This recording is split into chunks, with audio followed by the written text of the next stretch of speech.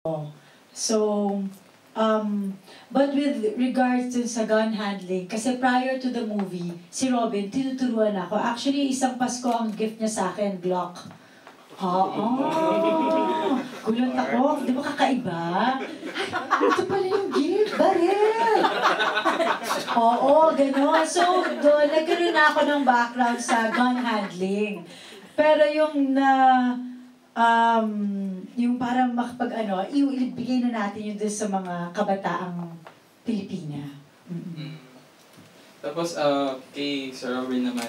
Kasi, yun nga, may maraming pelikula ngayon na lumalabas nga, 10,000 Hours, yung mga pelikula ni Air Strike, na parang it signals na nagbabalik na rin ang action sa Pilipinas. So, masasabi mo ba na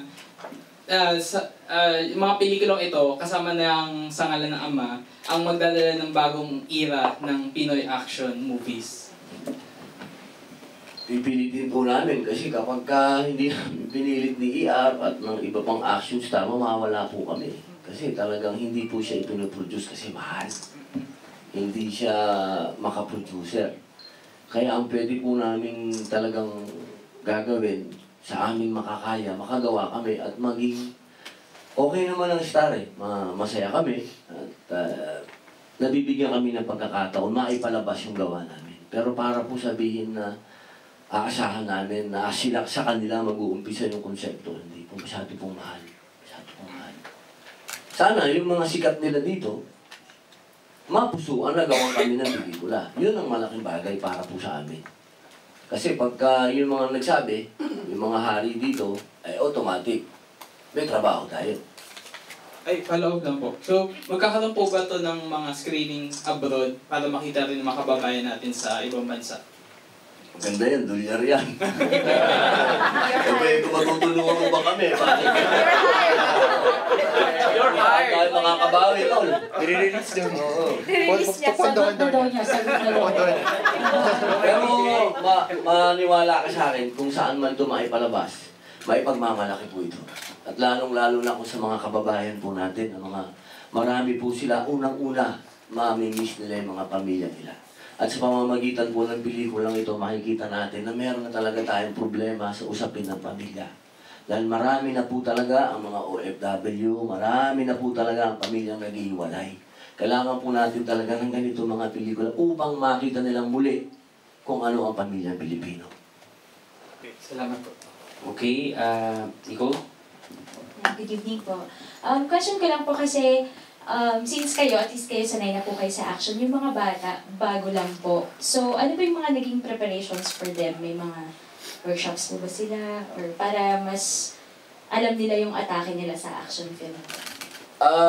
Totoo to, inabutan ito. Actually, hindi bago dun sa mga bata yung action.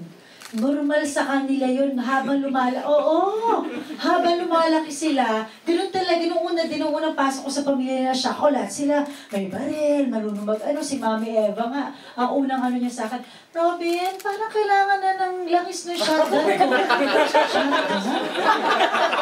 Ganon! So sa kanila, normal yung action talaga. Pati yung mga bata, lalo na yung mga anak ni Robin, talagang training niya yan, yung mga anak ni Kuya Romel. Kaya nga natutuwa ako kasi nung nakita ko yung movie, ganyan, yung mga hawak nila sa baril, yung mga kilos nila, hindi mo nasasabihin na, hindi ganyan ang totoong tamang hawak ng baril. Kasi sa kanila, innate sa kanila yung pagiging action star, nasa dugo talaga nila. Tama ba yung pag-explain ko? Sa pelikula lang, ha? Oo, sa pelikula. Magaling. Alam talaga nila yung mga... Iba kasi yung, alam mong bagong turo lang sa hawak. Sila, parang, normal sa kanila, parang lang sila nagtutoothbrush. Oo. Next session ko naman po for the people na mag-watch ng movie. After nilang mapanood, ano po yung gusto nyong, kunwari, ma-feel ba nila after na manood or lessons na madadala nila from this film? Una, sana isama ng mga magulang nila yung anak nila. At yung mga anak naman, pilitin nilang isama yung mga magulang nila. Sapagkat ang una po nilang mararamdaman dito ay yung value ng nanay mo, anak mo, na pwede pala tayo magsama-sama.